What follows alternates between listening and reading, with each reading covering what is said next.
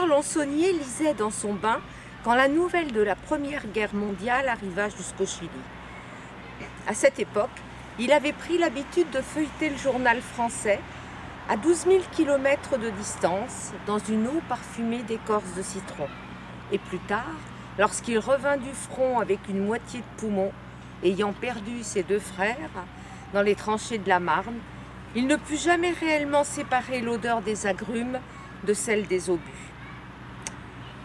Selon le récit familial, son père avait autrefois fui la France avec 30 francs dans une poche et un pied de vigne dans l'autre.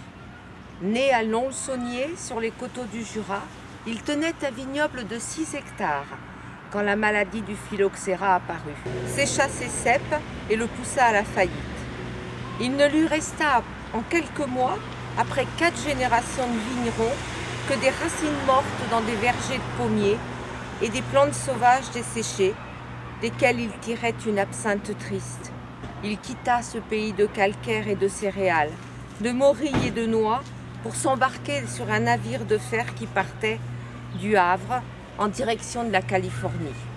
Le canal de Panama n'étant pas encore ouvert, il dut faire le tour par le sud de l'Amérique et voyagea pendant 40 jours à bord d'un cap ornier où 200 hommes entassés dans les soutes remplies de cages à oiseaux jouaient des fanfares si bruyantes qu'il fut incapable de fermer l'œil jusqu'aux côtes de la Patagonie. Un soir, qu'il errait comme un somnambule dans un couloir de couchette, il vit dans l'ombre une vieille femme couverte de bracelets, aux lèvres jaunes, assise sur une chaise de rotin, au front tatoué d'étoiles, qui lui fit signe de s'approcher. « Tu n'arrives pas à dormir ?» demanda-t-elle. Elle sortit de son corsage une petite pierre verte, creusée de cavernes minuscules et scintillantes, et pas plus grosse qu'une perle d'agate. « C'est 3 francs, lui dit-elle. Il paya, et la vieille femme brûla la pierre sur une écaille de tortue qu'elle agita sous son nez. La fumée lui monta si brusquement à la tête qu'il crut défaillir. Cette nuit-là, il dormit pendant 47 heures d'un sommeil ferme et profond, en rêvant à des vignes d'or parsemées de créatures marines. À son réveil, il vomit tout ce qu'il avait dans le ventre et ne put se lever du lit, tant son corps lui parut d'une lourdeur insoutenable. Il ne sut jamais si ce furent les fumées de la vieille gitane ou l'odeur fétide des cages à oiseaux, mais il sombra dans un état de fièvre délirante pendant la traversée du détroit de Magellan. Hallucina parmi des cathédrales de glace, voyant sa peau se couvrir de taches grises, comme si elle s'effritait en cendres.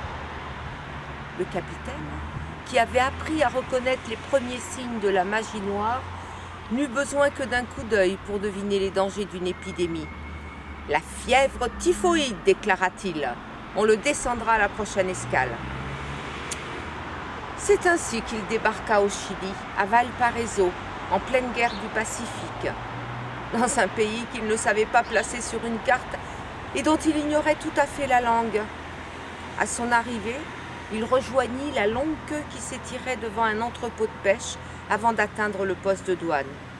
Il s'aperçut que l'agent du service d'immigration posait systématiquement 2 questions à chaque passager avant de tamponner leur fiche. Il en conclut que la première devait concerner sa provenance et la deuxième, logiquement, sa destination. Quand vint son tour, l'agent lui demanda sans lever les yeux sur lui « Nombre ?» Ne comprenant rien à l'espagnol mais convaincu d'avoir deviné la question, il répondit sans hésiter « Lons-le-Saunier ». Le visage de l'agent n'exprima rien. Avec un geste fatigué de la main, il nota lentement « Lons-le-Saunier ». Fecha de nacimiento. Il reprit « Californie ». L'agent haussa les épaules, écrivit une date et lui tendit sa fiche. À partir de cet instant, cet homme qui avait quitté les vignobles du Jura fut rebaptisé Lons-le-Saunier et naquit une 2e fois le 21 mai, jour de son arrivée au Chili.